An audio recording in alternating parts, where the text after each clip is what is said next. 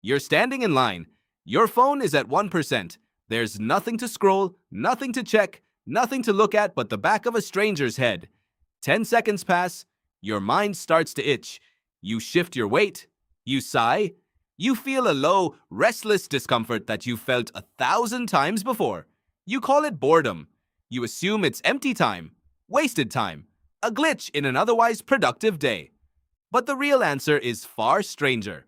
Boredom isn't a malfunction, it's a signal. It's one of the oldest alarm systems your brain has, and it has been quietly steering human behavior for hundreds of thousands of years. Strip away the phone, the noise, the constant stimulation, and you're left with the same raw feeling your ancestors felt staring into a fire 50,000 years ago. The feeling didn't disappear. You just buried it under noise. So what is boredom actually for? Psychologist John Eastwood at York University spent years trying to answer that question properly. His research team defined boredom as the uncomfortable feeling of wanting to be engaged in something meaningful but being unable to find it. Not a lack of things to do. A lack of things that feel like they matter. That distinction changes everything. You can be surrounded by entertainment and still feel bored, because boredom isn't about stimulation. It's about meaning. Think about your own ancestors for a moment. Not your grandparents. Further back. The humans who lived on the savannah 100,000 years ago, scanning the horizon, waiting for something to happen. They didn't have screens. They didn't even have books. What they had was attention, and attention is expensive. A brain that stays focused on nothing for too long is a brain that isn't looking for food, isn't looking for threats, isn't looking for opportunity. So evolution built in a warning light. When your mind sits idle too long, boredom switches on. It pushes you to move, to explore, to seek something new. Boredom, in other words, is restlessness with a purpose. It's the feeling that drags you off the riverbank and into the unknown forest, because staying still forever was never the safe option. Stagnation was. Here's where it gets stranger. In 2014, a team of researchers ran a study that became famous almost overnight. People were placed alone in a plain room with absolutely nothing to do. No phone, no book, just their thoughts and a small device that could deliver a mild electric shock. Within minutes, many participants chose to shock themselves rather than sit there doing nothing.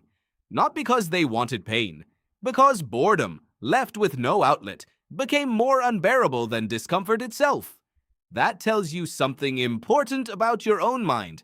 It is not built for stillness, it is built for direction. Psychologist Sandy Mann took this idea somewhere unexpected.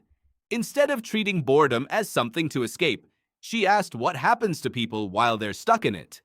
In one experiment, she had participants complete a deliberately dull task, something like copying numbers from a phone book, before giving them a creative challenge. The bored participants outperformed the ones who went straight into the task. Their minds, with nothing external to latch onto, had wandered inward. And wandering, it turns out, is where ideas are born. This is the part most people never learn about boredom. It isn't the opposite of creativity, it's the doorway to it. When you're bored, your brain doesn't switch off. It switches networks. Neuroscientist Marcus Reichel was among the first to map this shift in detail, identifying what's now called the default mode network, a set of brain regions that activate not when you're focused on a task, but when you're doing nothing at all. This network handles memory, imagination, and the strange looping process of connecting ideas that have nothing obvious in common. It's the same network active when you're daydreaming in the shower and suddenly solve a problem you'd been stuck on for days. Boredom switches this network on. Constant stimulation switches it off. Which means every time you reach for your phone, the instant boredom appears, you're not avoiding an uncomfortable feeling. You're closing a door your brain just opened. Think about how often that happens in a single day. A red light, a waiting room, a pause in conversation, a single quiet minute before bed. Each one is a tiny opportunity for your mind to wander somewhere unscripted, and each one gets interrupted before it can go anywhere.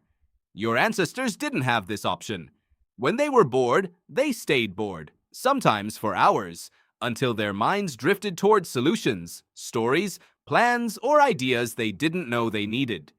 You've replaced that drift with a feed that never runs out. And the cost isn't obvious because nothing about it feels like loss in the moment. It feels like relief. The itch goes away. But the itch was never the enemy.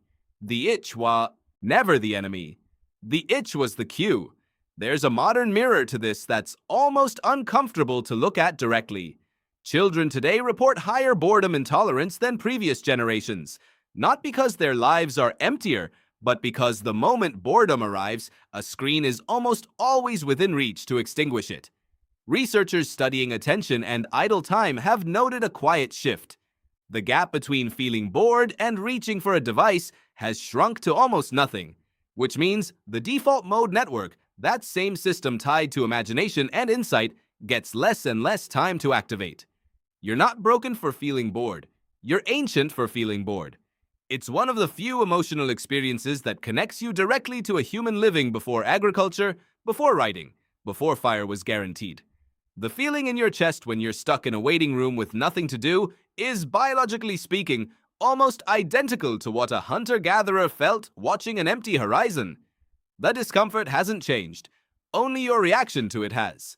So the next time that restless itch shows up, in line, in traffic, in the quiet seconds before sleep, consider letting it sit for a moment longer than usual.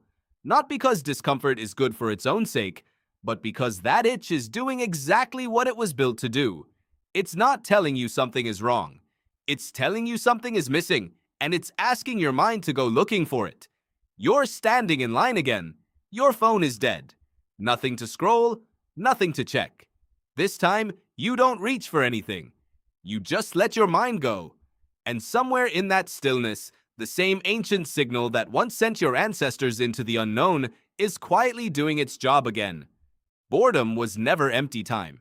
It was always the beginning of something,